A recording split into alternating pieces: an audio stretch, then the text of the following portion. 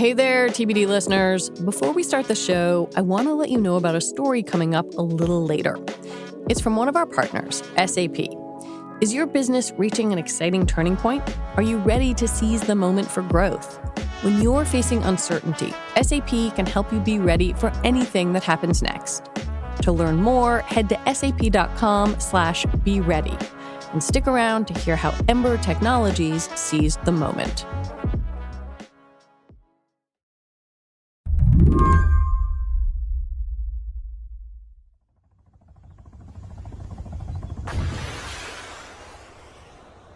That sound you're hearing, a helicopter and a grenade being launched, is from a video that was posted on X, formerly known as Twitter, earlier this week.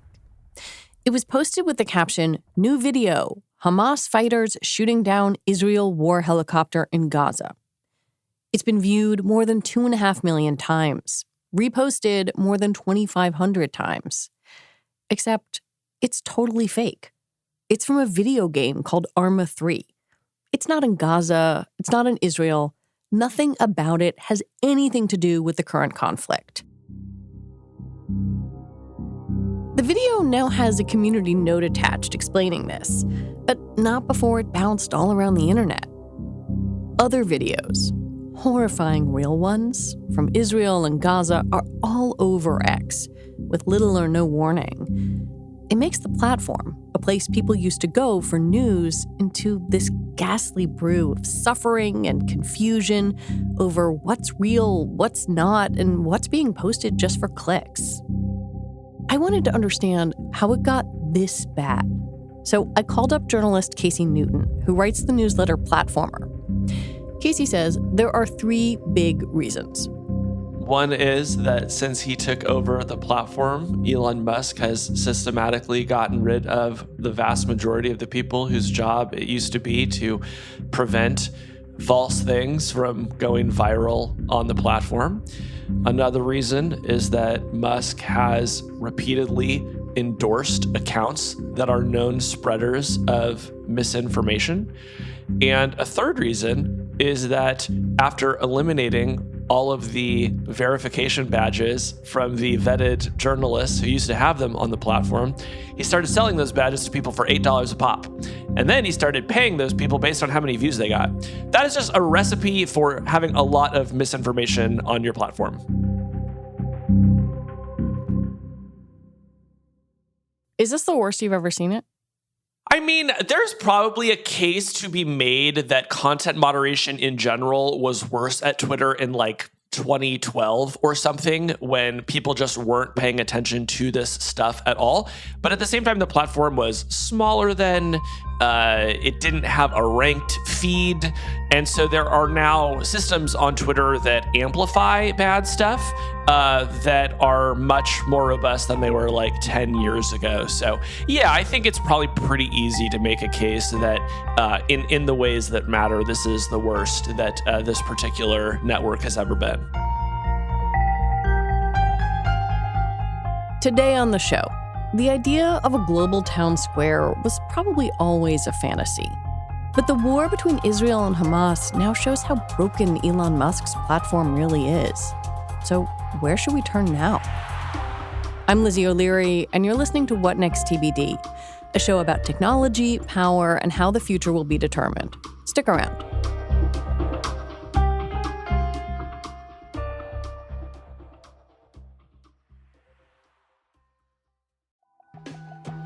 This podcast is brought to you by Progressive Insurance. Let's face it, sometimes multitasking can be overwhelming, like when your favorite podcast is playing and the person next to you is talking and your car fan is blasting, all while you're trying to find the perfect parking spot. But then again, sometimes multitasking is easy, like quoting with Progressive Insurance.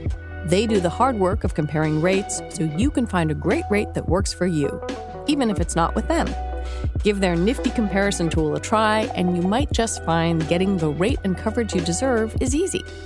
All you need to do is visit Progressive's website to get a quote with all the coverages you want, like comprehensive and collision coverage or personal injury protection. Then you'll see Progressive's direct rate, and their tool will provide options from other companies all lined up and ready to compare, so it's simple to choose the rate and coverages you like. Press play on comparing auto rates. Quote at Progressive.com to join the over 28 million drivers who trust Progressive. Progressive Casualty Insurance Company and Affiliates. Comparison rates not available in all states or situations. Prices vary based on how you buy. This podcast is brought to you by Slate Studios and SAP. How do you know when to seize the moment for growth? When your opportunity arrives, you need to be ready. From expanding into new markets to hiring, business leaders face so many tough decisions. My name is Brooke Clark. I'm the VP of Business Transformation and Strategy at Ember Technologies, a temperature control brand. In 2016, Ember launched its core product, the Ember Mug. The feeling of drinking out of an Ember mug is like nothing else. The coffee or tea will maintain that exact temperature for the entire length of your drinking experience. Since then, the company learned how to pivot and grow in unexpected ways. And with SAP tools, they knew they were ready. A few years ago, Ember had an opportunity to launch our products with a global electronics retailer. The tricky part of it was that we would be expanding to 27 countries around the world. It was a massive undertaking, not just due to hitting launch dates and timelines, but also given the intricacies of meeting product compliance in all those new countries. We only had a few months to get prepared for this rapid growth. We had to very quickly make changes on a fundamental level with our systems, our e-commerce, all of the integrations, the cloud-based systems that we put in place in order to facilitate the expansion into 27 countries has continued to benefit us to this day. In order to be ready, you have to have the right processes in place so that when the moment presents itself, you can seize that moment. Ember Technologies seized the moment for growth. Will you? Head to sap.com/be ready to learn more.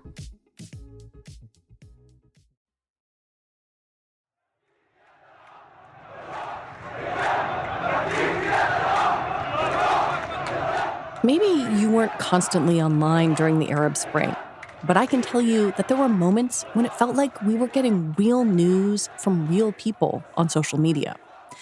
And when wars broke out in Syria, in Crimea, Twitter was one of the places where you could get good information, in part because it was up to the minute, but also because there were teams of people within the company whose job it was to sift the real from the fake, not to mention the automated systems to manage it all. Of course, platforms have always been plagued with mis and disinformation, but there were also thousands of journalists and verified organizations that users could trust. All of that is largely gone now. I wonder if you could give me a sense of what type of content moderation does exist at X. Well, I mean, I think, if you are posting child sexual abuse material, for example, they will make some efforts to catch that. They have some automated tools that are looking for terrorist content, for example. It's illegal to host terrorist content, so they still have to pay kind of glancing attention to that. And, I'm sure they're still removing some posts and some accounts. But again, the teams have been decimated, and Musk spent a lot of the past couple of years talking about the fact that he just kind of doesn't really believe in content moderation in general, with the exception of his platform's community notes feature, which is kind of this crowdsourced way of fact checking. So if you browse through the site, you will surely see those notes attached to viral tweets that sometimes push back on their false claims. What does that mean if you are, trying to get real-time information about this conflict? If you are someone who still has the muscle memory of going to Twitter, X, for news? Well, I think a lot of people are having this kind of shock because this is maybe one of the first crises since Elon took over a year ago where people are really craving an up-to-the-second understanding of what's happening. And they really want to see those first-person accounts, right? They want to go beyond the headlines and see what it looks like on the ground. And those people are finding that they're not able to do that in the way that they once were. And so it has caused what Ezra Klein has called an exodus shock, where people are realizing, oh, this place isn't actually for me anymore. What are my alternatives?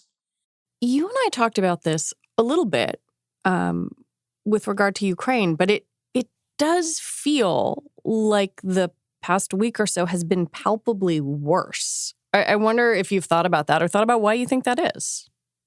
Well, I think one thing that is happening, and we know this from a report that Shira Frankel did in the New York Times, is that Hamas is seeding Twitter with videos of violence as part of its campaign of terrorism.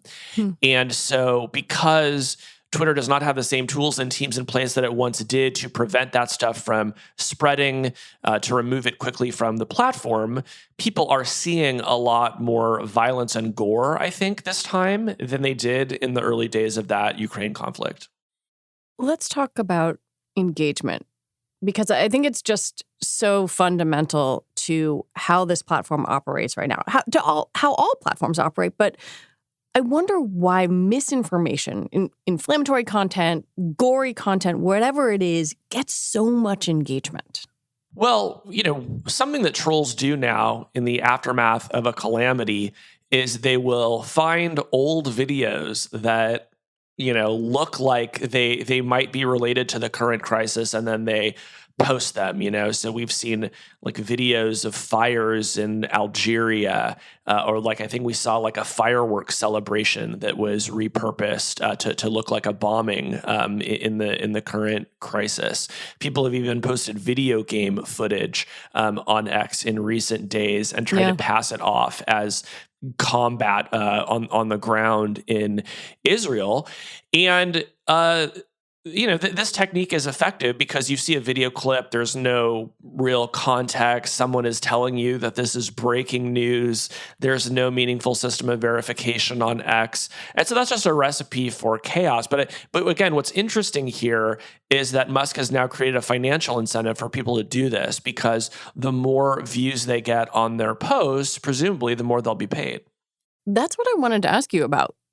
Do we think people are getting paid for that? Like, if you're the person who posted that, video game clip with somebody holding an RPG launcher, are you getting paid?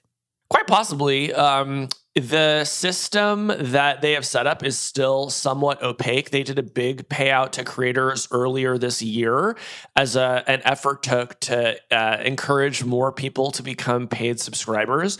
They then updated that plan to say only views from verified subscribers would count toward your engagement goal. So it's people paying $8, broadcasting to people who are paying $8. So we know that there are not that many paid subscribers to Twitter. And so my assumption is that those people are not going to make out like bandits. But Musk is very capricious. He changes the rules for things all the time. And I could very easily see him deciding he wanted to pay out more or less in any given week on any given subject, depending on his mood. You have spent, I'm going to guess, probably more time than you would like thinking and writing about Elon Musk. How much of this is driven by him personally?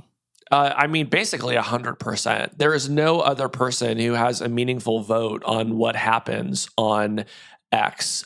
He is the person who decided to get rid of the Twitter branding. He's the person who decided to get rid of the old verification system. He's the person who decided most recently to take headlines off of article previews in the feed. So now as you scroll through, unless the post itself contains the headline, you're just sort of clicking on a mystery box. These are all Musk's ideas. And I think it's important to say that Musk has said what he wants Twitter to be. And while he will sort of make noises about it being a global town square, he seems a lot more interested in it becoming a payments platform, a jobs board, a place to make audio and video calls, right? You start to look at all of these things, and to me, there's just no reason to have any expectation that he wants to operate a news platform like Twitter used to be. So, in my mind, that story is already over. And I think what we've seen over the past few weeks is the sort of the stragglers and the diehards who are just waking up to a reality that has actually been in place for more than 6 months. So those of us who were just sort of flexing our old Twitter muscles are doing it in some place it's been cleared out a long time ago. Yeah, I mean, and I get it. Who wants to go learn a different platform? Who wants to start again? Who wants to build a new audience? What if there is no one there for them to be broadcasting to? I get it. It's exhausting. And it's also sad because Twitter, for all its flaws, at its best was a really useful thing. Yeah. But it is literally dead. Twitter does not exist anymore. And every few weeks or months, we get some new thing that reminds us, oh, yes, it's actually dead. And some new group of people says, well, maybe I should find somewhere else to spend my time. But in my mind, that's a good thing because I don't really think anybody should be spending their time on X. I guess maybe the reason this feels different is that the consequences are so dire. And it feels a little bit like there's an immorality in remaining or not walking away. Yes, certainly I feel that way. I basically stopped using Twitter late last fall after Musk smeared Yoel Roth, the former head of trust and safety on the platform. I just sort of felt like whatever this thing used to be for me is dead. So I do post links to my newsletter and my podcast, but I don't engage with anyone on the platform, and I spend way less time reading it. My good friend, Walt Mossberg, legendary tech reporter, he recently deactivated his account, was just kind of like, I can't be around this guy. And Walt walked away from 800,000 followers. And he posted on Threads and said, if I can do this, you can too. I found that very powerful. I sort of suspect in the next couple months, I'll even stop just posting links to things. But yeah, I don't really think there is any moral justification for being on X. And I think that for those who feel like they still need it for one thing or another, to the extent that you can't get that anymore, you have even fewer reasons to show up. Earlier this week, the European Union's commissioner who oversees the Digital Services Act demanded that X remove graphic images and videos from Hamas, as well as disinformation about the war, or face fines. In response, CEO Linda Yaccarino said the company had removed hundreds of pieces of content. She added, quote, "There is no place on X for terrorist organizations or violent extremist groups, and we continue to remove such accounts in real time, including proactive efforts." I asked Casey what he made of that, if this was just the last gasps of the old system of content moderation. Sort of, although, this is a tricky conversation to have because no one really agrees on how much bad stuff is allowed to be on a platform, And if you're a politician and you open your feed and you see 3 bad things, they might have erased 99.9% of things, but you will still have had a bad experience, and so you'll send an angry letter. So we see this sort of thing in the regulatory debates over social networks all the time. At the same time, when you talk to like researchers or people who had been using this platform to do what they call open source intelligence, which is basically just looking at public posts to try to see what you can figure out about what's going on in wartime and sort of other high stakes situations, they will say that it's much less usable than it can be. They mourn the loss of a true verification system. They feel like they're spending more time having to debunk stuff than they used to. So the people who sort of care the most about this and work on this the hardest are saying it is worse than it used to be. It would be surprising if after having eliminated almost all of the people who work on this stuff, that X was doing even half as good a job as it used to. What is the use case for X right now? It's a payments processor and a jobs board, Lizzie. That's what you need to hire. Go to X. You want to pay your friend but not use Venmo for some reason? Go to X. That's what it is. Hey, you want to make a video call to somebody whose phone number you don't have? Go to X. It's that's the vision. It's a little bit of everything. And I love this because once I realized I didn't want to be on X, I did still want something that was like Twitter. Yeah. And the biggest impediment to me getting what I want is people using X like it's Twitter. So over the past week, we have just moved much further in that direction because more and more people are waking up every day to the fact that Twitter is dead. When we come back, are the alternatives really viable?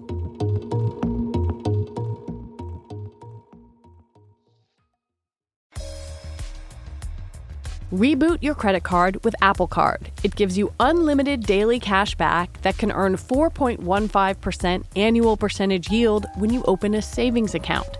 A high-yield, low-effort way to grow your money with no fees. Apply for Apple Card now in the Wallet app on iPhone to start earning and growing your daily cash with savings today.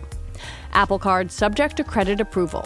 Savings is available to Apple Card owners subject to eligibility. Savings accounts by Goldman Sachs Bank USA, member FDIC, terms apply.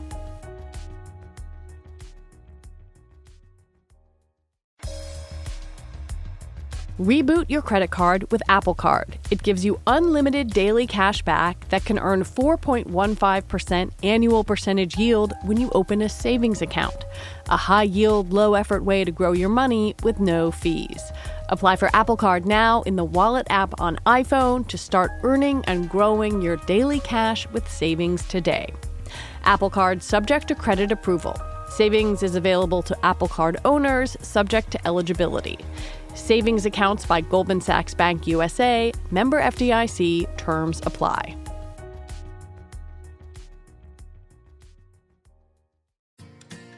Patients first. You hear it a lot in healthcare, but you don't always see it. That's where physician associates come in.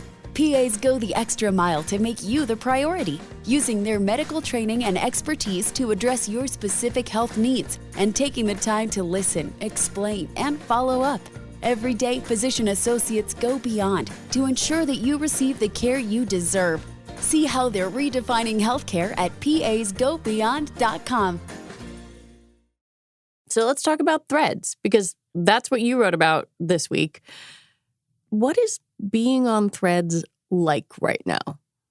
It is uncannily like being on Twitter a year ago. You know, I show up, most of my peers in the tech press are there. They're posting links to things. Their readers are replying. There are little memes that are popping up. Like a week ago, everyone was sharing screenshots of their phone. There's kind of a main conversation of the day. Over the past couple of days, it's been, is news allowed on Threads or not? And what should Threads do about amplifying news? And it's kind of taken over the entire platform as people debate this. And these are the kinds of dynamics that you used to see on Twitter. You know, just people, you know, kind of a self-selected group of news junkies, people in media, politics, a little bit in entertainment, showing up to hash things out, get a sense of the conversation, interact with their audiences. And that's the stuff that I like. So, you know, I think after a month or so of feeling pretty quiet and stagnant, the past week or so on Threads has been much, much, much more vibrant. And while the company won't tell me how many new users they've added. Yeah, that was my next question. Yeah, so they won't say, but like, you know, my following was like basically flat. Like, you know, I would go a week and I'd maybe add, you know, 30 or 50 followers, even if I was posting pretty aggressively. But over the past week, you know, a handful of posts and I added like 1,500 followers. So, you know, it's just one person, and you don't want to extrapolate too much from that data point. But when I sort of talked about this on Threads, many other people responded to me and said, oh yeah, like my following has gone way up. So I do think something's happening over there. Well, the news conversation is a really interesting one, and I want to dig into that a little bit. Adam Mosseri, head of Instagram, posted on Threads, we're not anti-news. News is clearly already on Threads. People can share news. People can follow accounts that share news. We're not going to get in the way of that either. But we're also not going to amplify news on the platform. To do so would be too risky given the maturity of the platform, the downsides of overpromising, and the stakes. Can you unpack what that means? Yeah, I mean, you know, Adam Mosseri in particular has had a long history of jousting with the news business. He used to run the news feed at Facebook, and there were just, you know, a million headaches that came with that. Facebook had a long era of overpromising journalists, and then it sort of became clear that the interests of Facebook and journalists were not super aligned. And so there's just like a lot of history of like bad blood and scar tissue there.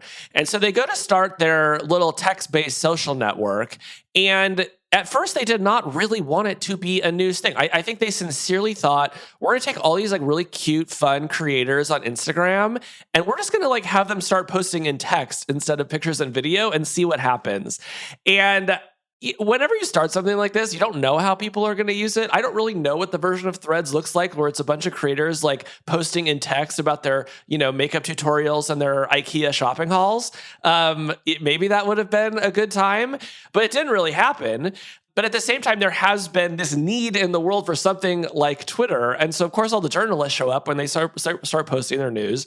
And so if you're Meta, you're kind of at this crossroads where you have the vision of this thing that you wanted to build that it doesn't really seem like people want. And then you have this other thing that people desperately want you to build that has this sort of long and dark history for your company. Yeah, I mean, Meta's gotten burned meddling around in news.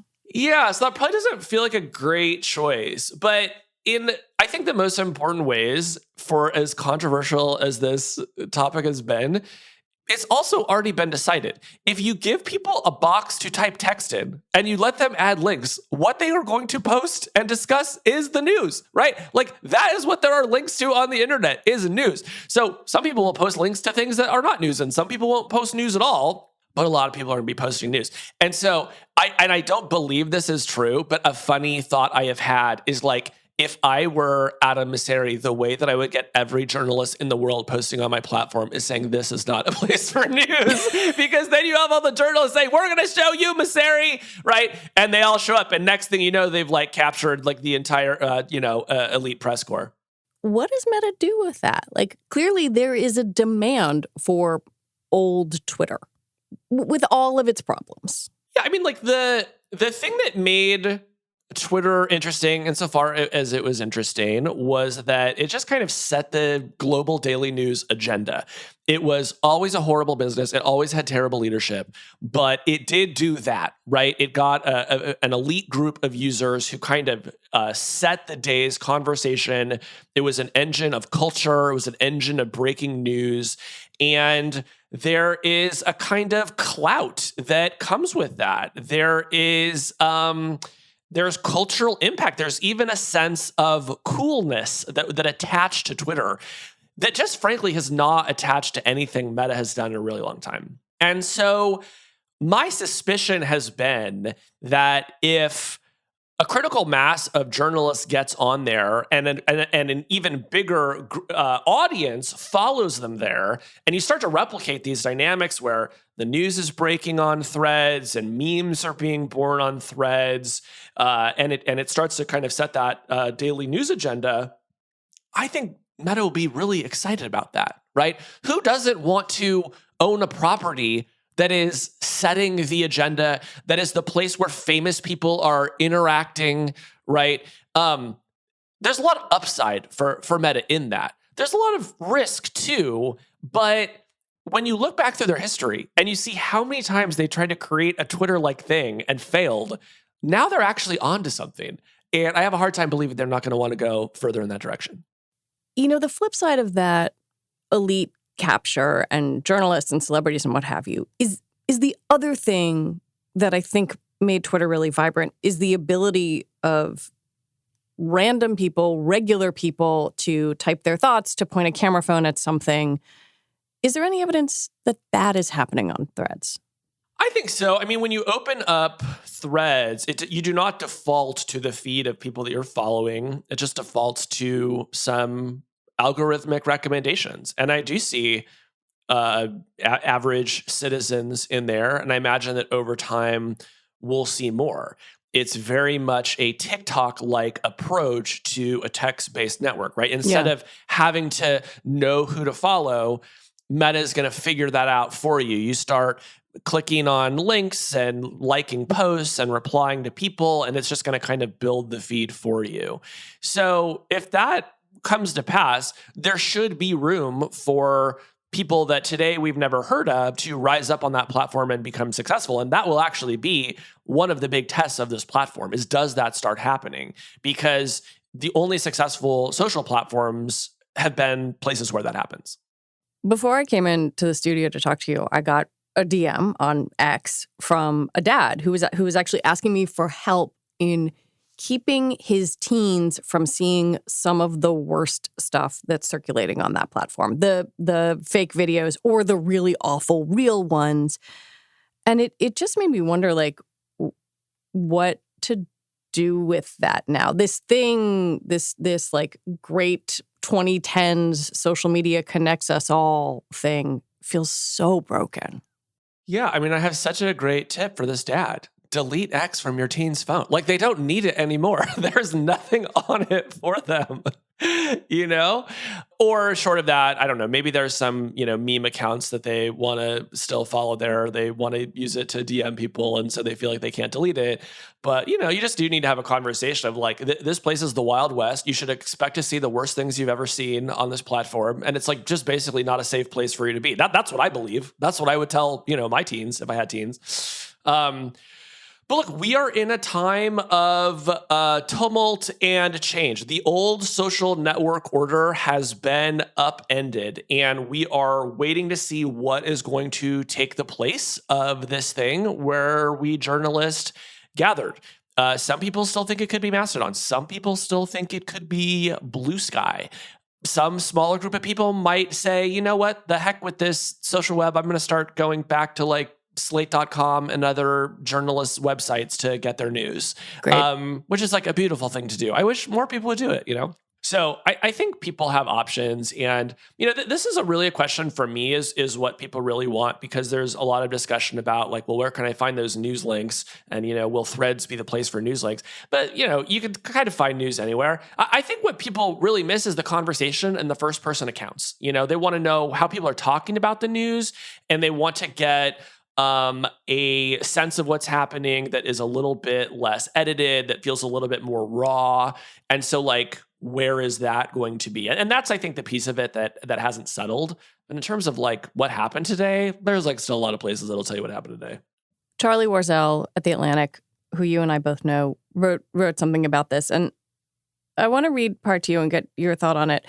It's worth considering that the possibility that the centrality of social media as we've known it for the past 15 years has come to an end, that this particular window to the world is being slammed shut. To me, that feels real. And I wonder what you think the next decade of social media might be. I mean, I respectfully disagree with Charlie. I think this is wishful thinking. Yeah, like I think...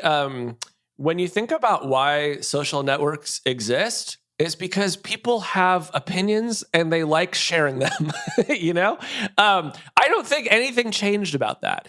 I think the form that people are, or like the ways in which people can express those opinions, the platforms they express those opinions on, those are changing to some degree. But like, I don't think we're losing places to post. In fact, there are now more places to post today than there were a year ago. And not just like places to post, but places where lots of influential people are posting, right? So in effect, like the reverse has happened. I think, people want to find a million different ways to mourn the Twitter that was, and they want to find a way to express their exhaustion at the idea of having to start again. And I actually think that when you read someone, and there are a lot of people, I read a similar piece of The New Yorker this week that says social media isn't fun anymore. And I always just think like, how old are these people? I'm going to guess you're in your 30s or your 40s, right? And you've sort of already built your clout and you've made your place in the world. And now you're being told you're going to have to go start over somewhere else. And that idea exhausts you profoundly. That's the last thing you wanted to do. It took you 15 years to get your followers on Twitter. Now you have to go do it again on something called Blue Sky and Mastodon? Come on, get out of here, right? But then go talk to a 13-year-old. Are they exhausted at the idea that they're going to have to like go be online? No, they're thrilled to. Ask an 8-year-old what he wants to be when he grows up. He's going to tell you he's a YouTuber. He's going to tell you he wants to be a YouTuber. So like, don't sit here and tell me that the social web is over. Like the social web is being reborn. And I'm sorry that makes you tired. So the global town square is dead. Long live 45 different global town squares. Yes, and like, no one is brave enough to write the take that maybe it's a good thing that there are 16 different places to post, right? Like, weren't we all supposed to be upset that there were these monolithic platforms and that we were all governed by their rules? We had no recourse if a content moderation decision went against us. Weren't we supposed to be upset about the concentration of power? Well, like, here's what you asked for. There is no longer a concentration of power in social networks. And so instead of saying, saying social networks have no future. I think the more interesting question to ask is, what is the future of these platforms that are being born?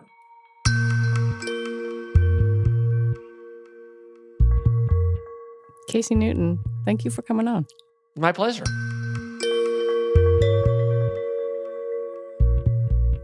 Casey Newton is the founder and editor of the technology newsletter Platformer.